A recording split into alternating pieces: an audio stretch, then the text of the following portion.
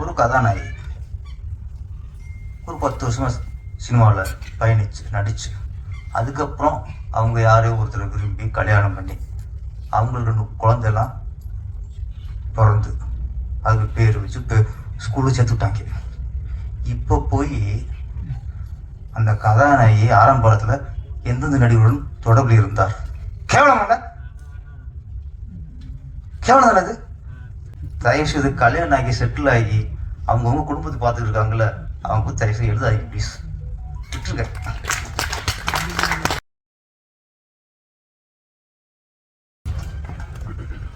காண்டமை காமெடியாக மாற்றிய ஐயாவுக்கு நன்றி.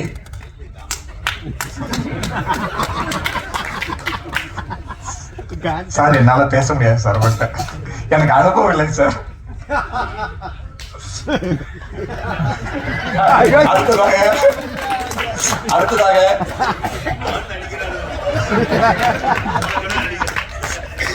அடுத்ததாக பேரன்போடு அருமை அண்ணன் பேரரசு அவர்களை பேச வருக என வரவேற்கிறோம்.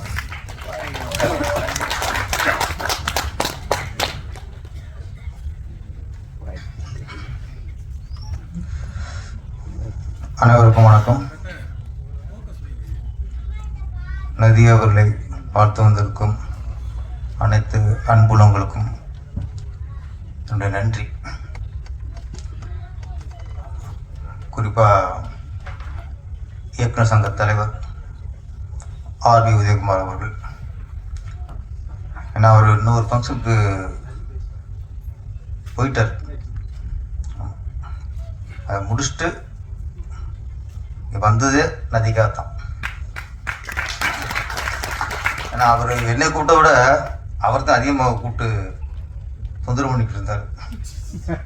ஆமாம், அவர் தான் ஆமாம் அவர் தான் நிறைவாக இருக்கும், அவர் தான் நிறைவாக இருக்கும்னு சொல்லிட்டாரு. இப்போ நம்ம தான் நிறைவாக இருக்காதோ அப்படின்னு எனக்கு ஒரு சந்தேகம் வந்துருச்சு. ஆமாம் ஆமாம், வந்ததுக்கு விதைச்சிட்டாரு. ஆமாம், நீங்கள் அடுத்த படம் சீக்கிரம் இயக்கணும், அதில் ஒரு உதவிக்கிற பணிபுரிவார். இப்போ எனக்கும் அவங்க கூட உதவிக்கிற பணிபுரி ஆசை வந்துருச்சு. ஏன்னா இவ்வளோ ஜாலியாக இருக்கணும் இப்போ தான் எனக்கு தெரியுது. உதவிக்கிற வந்து ஒரு ஜாலியாக இயக்குனர் 8 மணிக்கு தூங்க வச்சுட்டு 2 மணி வரைக்கும் அவ்வளோ ஜாலியாக இருக்கணும்னா கொடுத்துச்சா உதவிக்கிற அவங்களாம். அந்த குழப்பம் எனக்கு இல்லை, நமக்கு யாருக்குமே இல்லை. நதி, நீ வந்து பாவம் பண்ற, ஏன்னா எனக்கு உதவி வைக்கலாம் வந்துட்டு பாரு. அடுத்த படம் இதுக்காக ஒரு படத்தை இயக்கணும், நம்ம 2 பேரும் சேர்ந்து நம்ம போய் நம்ம லைஃப் எப்போ தான் நம்ம ஜாலியாக என்ஜாய் பண்ணுறது. அப்புறம் இந்த டைட்டில் ஃபஸ்ட்டு நதி சொல்லும்போது எனக்கு நெடுவாக இருந்துச்சு. ஆனால் காண்டம்னு வச்சுருக்காப்புலையே, மக்கள் வேற மாதிரி நடிச்சிருவாங்களே, அது தண்டம் வச்சு நான் சொல்லி பார்த்தேன். நம்ம வந்து அவருடைய படைப்பு, அவர் படைப்புக்கு தலைப்பு வைக்கிறது அவரோட பொறுப்பு, கடமை, அவர் விருப்பம். ஆமாம் ஆமாம், சொல்லி பார்த்தேன். எப்படிப்பா யாராவது கூப்பிடும்போது என்ன சொல்லி கூப்பிடுறது? காண்டம். ஆமாம், அப்போ காண்டம் பொறுப்புனால சொல்லும் போதே மாதிரியா இருக்கணும்னு நினச்சேன். ஆனால் அவர் தெளிவான நான் ஒருத்தந்தான் வரலாமா இருக்கேன். தலைவர் வரமாக இருக்காரு, இவரும் வரமாக இருக்காரு. இந்த மாதிரி டைப்பில் வச்சா தான் ஒரு கவனம் வரும். ஆமாம், அவன் காண்டம் டைட்டில் வச்சுருக்காங்களே அப்படின்னா இன்னொரு ஃபங்க்ஷன் இருக்கும்போது எனக்கு இங்கேயே இருக்கவருக்கு, நம்ம எஜமானுக்கு சொல்லுங்க எஜமா, சொல்லுங்க எஜமா மாதிரி அவருக்கு இங்கே ஞாபகம் வந்துருக்கு. என்னடா காண்டம் வச்சாங்க, என்ன கதையாக இருக்கும், என்ன சொல்ல வராங்க அப்படின்னா ஒரு எஜமானையே இழுத்து கொண்டு வந்திருக்குன்னா காண்டம் பவர்ஃபுல் தான். அப்புறம் சில டைட்டில் வந்து அது இங்கிலீஷ் வச்சாலும் அது இங்கிலீஷில் தெரியாது. சிலது தான் நம்மளுக்கு இங்கிலீஷ் வார்த்தையாக தெரியும். சில டைட்டில் வந்து இப்போ ஜென்டில்மேன். அது வந்து நம்மளுக்கு இங்கிலீஷ் டைட்டில் தான், ஆனால் நிறைய பழக்கப்பட்ட வார்த்தை.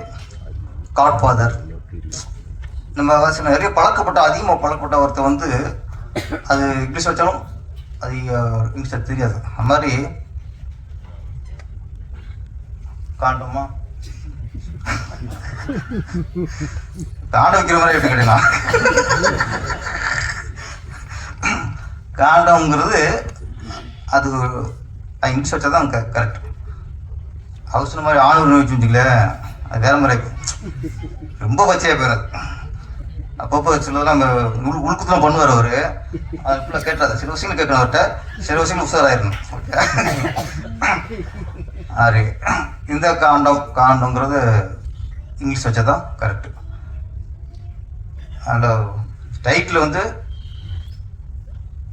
எல்லாருக்கும் டைட் பார்த்து உள்ள போய் பார்க்கணுங்கிற ஒரு ஆர்வம் வரும். அதுக்கு என்னுடைய பாராட்டுக்கள்.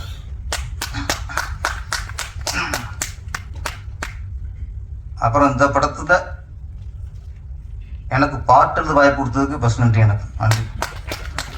ஏன்னா சில இதில் எழுதும்போது நமக்கு மனசுக்கு நிறைவாக இருக்கும். இப்போ நம்ம வந்து திருப்பாச்சியில் ஹீரோ விஜய், அவருக்கு ஒரு ஓப்பன் சாங் எழுதணும். சிவகாசினியம் விஜய் தான் ஹீரோ, அவருக்கும் அறிமுக பாடல் எழுதணும். நம்ம அசோக் ராஜ் தான் நம்ம பாட்டு எழுதி டெம்போவில் போட்டுருவோம். அதை ஆட வச்சு அது விஷுவலில் பவர் ஏற்றுவார், பவர் ஏற்றுவார். அவர் எல்லா படத்துலையும் அவர் தான் ஓப்பனிங் சார். நம்ம திருப்பதியில் நம்ம அஜித் சார், திருப்பதி வந்தால் திருப்போம் பாடல். தருமபுரி நம்ம கேப்டன் விஜயகாந்த் அவர்களுக்கு ஓப்பனிங் சார் எழுதணும். ஒவ்வொரு படங்கள்லையும் ஒவ்வொரு ஹீரோவுக்கு அறிமுக பாடல்கள் அவங்கள போர்ந்து பாடுறோம். அவங்களுக்காக எழுத சாங் நிறைய எழுதணும். விஜய்க்கு எழுதணும், அஜித்துக்கு எழுதணும், விஜயகாந்துக்கு எழுதணும், அர்ஜுனுக்கு எழுதணும், எல்லாம் எழுதணும். ஆனால் இவங்களாம் ஹீரோ. இந்த ஹீரோக்குள்ளாம் ஹீரோ யாரு? சினிமா. எல்லா ஹீரோக்கும் ஹீரோ சினிமா தான்.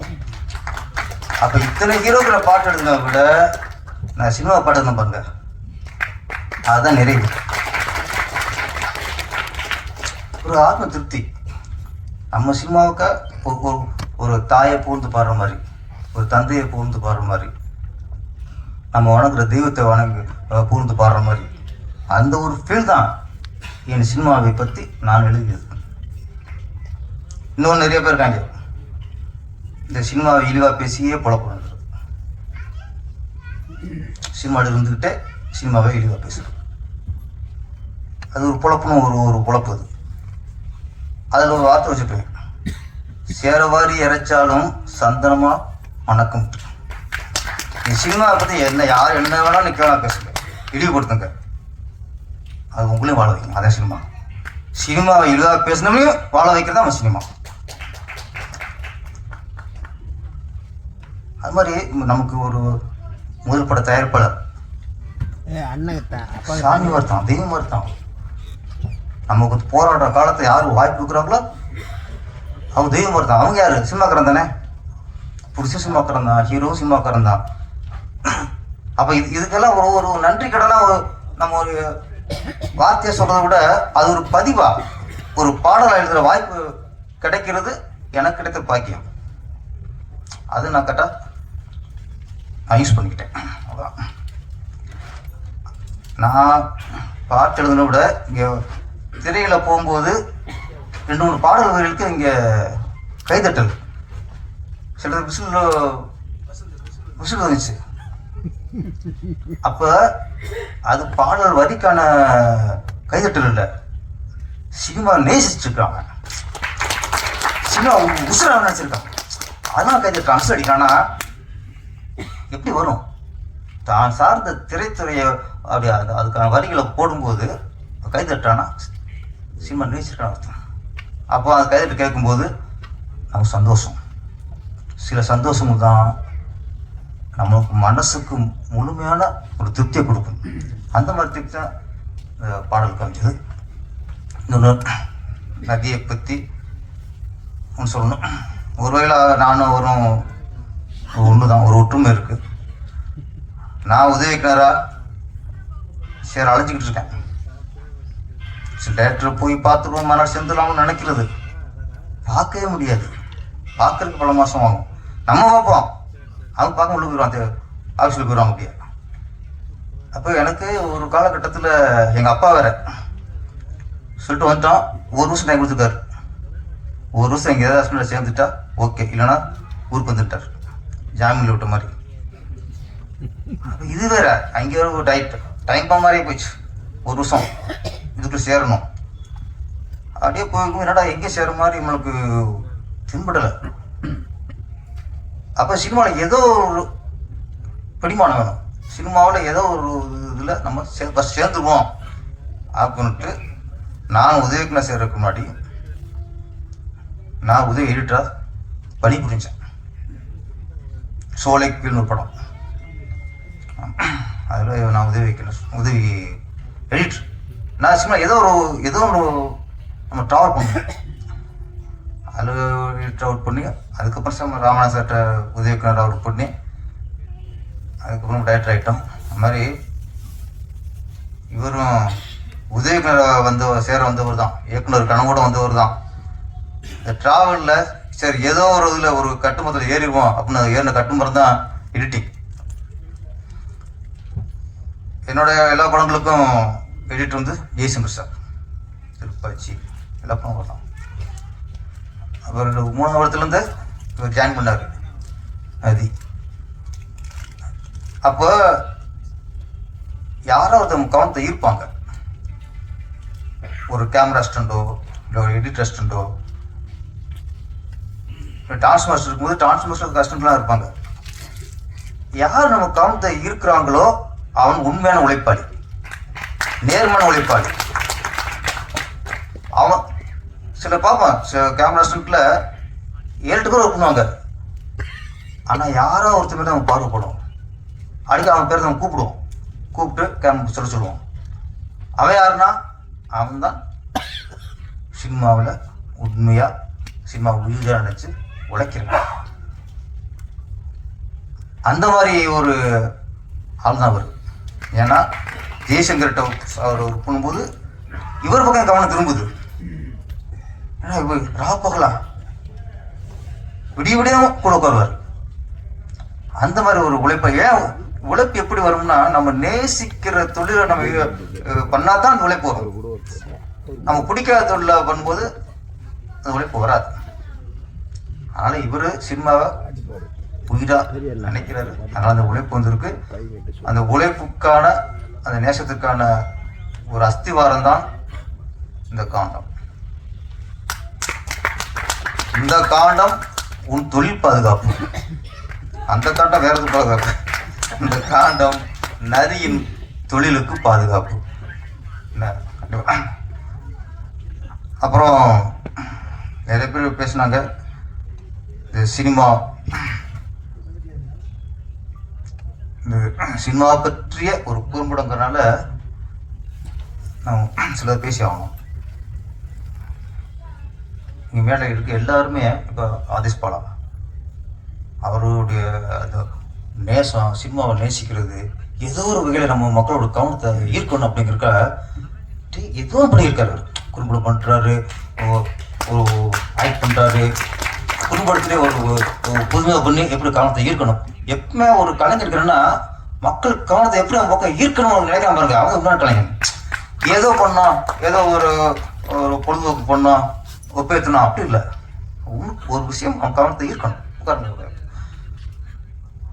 யோகி சார் அவர் மாஸ்டரு வெறி உண்டவர். அவர் சாப்பிட்ட மாலை உத்தரவாசம் கூட உட்காந்துருக்காரு.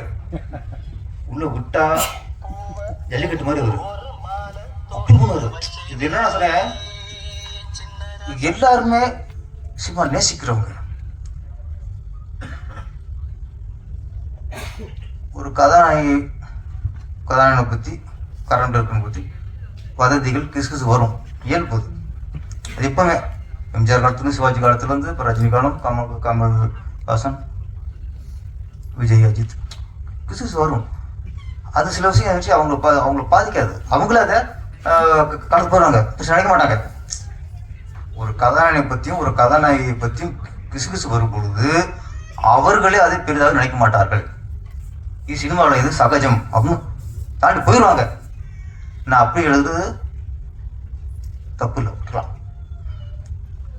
ஒரு கதாநாயகி ஒரு 10 வருஷமா சினிமாவில் பயணிச்சு நடிச்சு அதுக்கப்புறம் அவங்க யாரையோ ஒருத்தரை விரும்பி கல்யாணம் பண்ணி அவங்களுக்கு குழந்தைலாம் பிறந்து அதுக்கு பேர் வச்சு ஸ்கூலில் சேர்த்து விட்டாங்க. இப்போ போய் அந்த கதாநாயகி ஆரம்ப காலத்தில் எந்தெந்த நடிகர்களுடன் தொடர்பில் இருந்தார்? கேவலம் இல்லை, கேவலம் தானது. ஒரு பெரிய நடிகர் அவருக்கு பையனோ பொண்ணு பிறந்து பேரம்பத்தி எடுத்தாச்சு. பேரம்பத்தி இன்னைக்கு +1 படிச்சிருக்காங்க. இப்போ இந்த நடிகரை குறிப்பிட்டு 40 வருஷம் 50 வருஷத்துக்கு முன்னாடி அவர் ஃபர்ஸ்ட் எந்த நடிகரோட தொடர்பு இருந்தார், இந்த நடிகை இப்படி பண்ணி அவர் ஏமாத்திட்டாரு. நான் என்ன சொல்றேன்னா, இந்த செயலில் போடும்போது இந்த பேரையும் படிப்பாங்க இல்லையா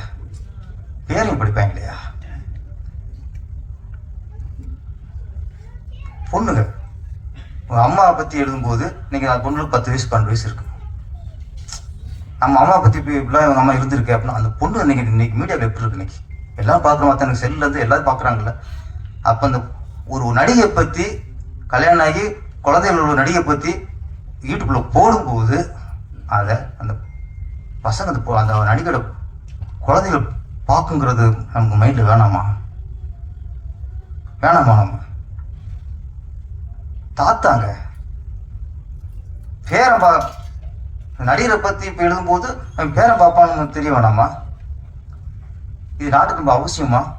இது என்ன சொல்ல வரிய? இது என்ன தேசப்பற்றா? இது என்ன நாட்டுப்பற்றா? சினிமாவில் அப்பவும் சொல்கிறேன், கரெக்டில் நடிகர் இருக்காங்க, இப்போ எழுதுங்க, குழப்பம் எடுத்துக்கலாம், பிரச்சனை இல்லை. 40 வருஷத்துக்கு முன்னாடி இன்னும் நீ ஆரம்பிச்சுடுவாங்க, போன ஜென்மத்தில் இவர் எப்படி இருந்தார் அது. ஆமாம், இந்த நடிகர் போன ஜென்மத்தில் இங்கே இந்த உங்களோட தொடர்பு இருந்தார், அதெல்லாம் கலருவாங்க. இப்போ தயவுசெய்து கல்யாணம் ஆகி செட்டில் ஆகி அவங்கவுங்க குடும்பத்தை பார்த்துட்டு இருக்காங்கல்ல, அவங்க தயவுசெய்து எழுதாகி ப்ளீஸ் விட்டுருங்க. நமக்கு குழப்பம் வேணுமா? கரண்ட்ல இருக்க எழுதிக்க. உதயகுமார் சார் பற்றிட்டுங்க, என்னை பற்றிட்டுங்க. ஏன்னா இவர் அதெல்லாம் ஈஸியாக எடுத்து போயிடுவார். அது இப்போ எழுதக்கூடாது. அவருக்கு ஒரு பொண்ணுலாம் இருக்கு. இப்போ கரண்ட்ல ஒரு நடிகர்களை பற்றி டேரக்டர்களை பற்றி லோகேஷை பற்றி எழுதுங்க. அவர் கல்யாணம் ஆச்சுல, எல்லாம் கல்யாணம் ஆகுது, நம்ம தான் வந்து கல்யாணம் ஆச்சு.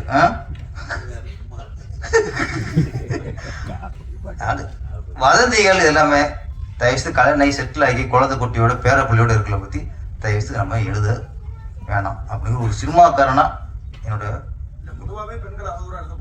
பொதுவாக இது ஒரு சாய்ஸ். ஏன்னா அப்படி முழுசாக திருந்த மாட்டாங்க, கொஞ்சம் திருத்துவோம். ஏன்னா ஒரு நாள் ஃபுல்லாக அடிக்கிறவனை அப்புறம் ஆஃப் அடிக்க வச்சு அப்புறம் குவார்டர் அடிக்க வச்சு அதுக்கப்புறம் கொஞ்சம் திருத்துவோம். அது மாதிரி இது கொஞ்சம் பார்த்துக்கணும். அது வந்து ரொம்ப அவங்களோட இல்லாமல் அவங்க சந்ததிகள்லாம் பாதிக்கப்படும். ஒரு சின்ன விஷயம் சொல்லிடுறேன், ஏன்னா பேசணும் வந்தாச்சு. இப்போ அந்த நடிகையோட பொண்ணு அது ஸ்கூலுக்கு போகுதுல்ல, அது ஃப்ரெண்ட்ஸ் இருப்பாங்கல்ல, நடிகை பற்றி எழுதும்போது அந்த குழந்தையோட ஃப்ரெண்ட்ஸும் பார்ப்பாங்களே சார், பார்ப்பாங்கல்ல, அந்த நிலையில யோசிப்பாங்க சார் ப்ளீஸ். அப்போ யாரை பாதிக்குது? அந்த குழந்தை, அந்த ஃப்ரெண்ட்ஸ் வந்து நாளைக்கு ஃப்ரெண்ட்ஸை கட் பண்ணுங்க உங்க அம்மா இப்படியா அப்படின்ட்டு சந்ததி ஏன் கெடுக்கிறியே? அதுலேயே விஷத்தை பாய்ச்சிருங்க. ஏன்னா இந்த படத்துக்கு கதை அப்படி. சினிமான்னா சொல்லுவான், சினிமா எல்லாம் கிடைக்கும், ஈஸியாக கிடைக்கும், அது கிடைக்கும், பொண்ணுங்க அப்படி இருப்பாங்க இப்படி இருப்பாங்க. அவங்க ஒழுங்கா தான் இருந்தாங்க. ஹீரோ ஃபர்ஸ்ட் நவராத்திரி சிவாஜி கணேசன் நடிக்கிறான். 3 கட்டப்பு 4 கட்டப்பு ஒவ்வொன்றும் ஒரு டிஃப்ரெண்ட். நல்லா தான் இருந்தாங்க. இவங்க புஷ்பேத்தி சினிமா அப்படின்னா அவங்களுக்கு ஆசை வந்துருச்சு. ஓகே, தனியாக ஒரு பொண்ணு மாட்டினா அதுதான் மணிக்கு நினச்சிக்கிட்டு இருக்காப்புல. அது இல்லை. சினிமாவில் சொற்புசுறேன், ஆண்களை விட பெண்கள் சினிமாவில் ரொம்ப நேர்த்தியா, ரொம்ப நேர்மையா, ரொம்ப பொறுப்பாக ஒர்க் பண்ணுறவங்க. அது மேக்கப் பண்ணா இருக்கட்டும், காஸ்டியூமாக இருக்கட்டும், இப்போ வந்து பாருங்க இங்கே புரிஞ்சுங்க. ஆண் அசிஸ்டண்ட்டை விட ஒரு பெண் அசிஸ்டண்ட்டு கரெக்டாக இருக்காங்க. அப்படி இருக்காங்க சினிமாவில் பெண்கள்லாம். யார் வந்து பெண்களுக்கு இழிவாக பேசிக்கிறீங்க? அதனால இந்த சினிமா அப்படிங்கும்போது ஆளாளுக்கு கற்பனை எப்படி இருக்கும் அப்படி இருக்கும். எல்லா தொழிலிருந்து எல்லாமே தொழில் தான். காவல்துறை இப்போ சவுக்கு சங்கரா கைது பண்ணியிருக்காருல, அவங்க சவுக்கு சங்கர். காவல்துறை அப்படின்னா அது ஒரு தொழில், காவல்ங்கிறது தொழில் தான். அப்போ காவல்துறையோட பெண் காவலர்களை அவர் இல்லை பேசுறதுல அவர் வேற மாதிரி ஒரு தாட்டில் போய் மாட்டிட்டார். ஒரு பெரிய அதிகாரியை குற்றச்சாட்டு சொல்லி போய் அதை சொல்லிட்டார். அப்போ என்னதான் இருந்தாலும் ஒரு காவல்துறையில் ஒரு பெண் அதிகாரிகளை பற்றி தவறாக ஒரு நம்ம தோன்ற அளவுக்கு பேசினார். அதனால தூக்கி வச்சிட்டாங்க. என்னை காவல்துறையும் ஒரு தொழில் தான், சினிமா துறையும் ஒரு தொழில் தான். நீங்கள் காவல்துறையில் பேசினாக்கா அப்படி தூக்கி உள்ள வச்சிங்கன்னா, சினிமா துறையில் எவ்வளோ பெண்களை கேள்வி பேசணும் அதை தூக்கி உள்ள வைக்கணும். எத்தனை மேடையில் பப்ளிக் மேடை பேசியிருக்காங்க. நடிகர்கள் ஐட்டம் சொல்லலையா? என்ன பண்ணீங்க அவங்கள? நான் சொல்லி காவல்துறையும் ஓகே, சினிமா துறையும் ஓகே, விவசாயம் ஓகே, எந்த துறையா சரி, பெண்களை ஒருத்தங்க பேசினா தூக்கி உள்ள வைக்க. அதுவும் சினிமா துறை நடிகனா இவங்க என்னமோ உலகத்துக்கு தத்துவிட்டு பாருங்க நினைக்கிறாங்க. இவங்க எப்படி காவல்துறை சார்ந்த பெண்ணை ஒரு இழிவா பேசுனதுக்காக ஒருத்தர் தூக்கி உள்ள வச்சிங்களோ, அதே மாதிரி இனிமே சினிமா துறை சேர்ந்த ஒரு நடிகை பற்றி யாராவது இழிவா பேசுனா இதே மாதிரி உள்ள வைக்க ஃபஸ்ட். ஏன்னா இது இந்த காண்டம் குறும்படம் நம்முடைய இந்த மாதிரி இந்த இழிவா பேசுறவங்களுக்கெல்லாம் ஒரு பாடம். இந்த காண்டம் யாரெல்லாம் சினிமா இழிவா தப்பா நினைக்கிறாங்களோ அவங்களுக்குலாம் ஒரு பாடம் தான் காண்டம். ஒரு சினிமா நேசிக்கிறதுனால தான் பாஷா படத்தை சொல்கிறாங்கல்ல, நாட்டின் நரம்புலாம் முறுக்கு இருந்தவங்க அடிச்சாங்க. அது மாதிரி சினிமாவில் இந்த அளவுக்கு நேசிச்சவரால் அப்படிலாம் எடுக்க முடியும். வாழ்த்துக்கள். குறும்படம் அடுத்து பெரும்படமாக எடுத்து மிகப்பெரிய வெற்றி அடைய வேண்டும். நன்றி, வணக்கம்.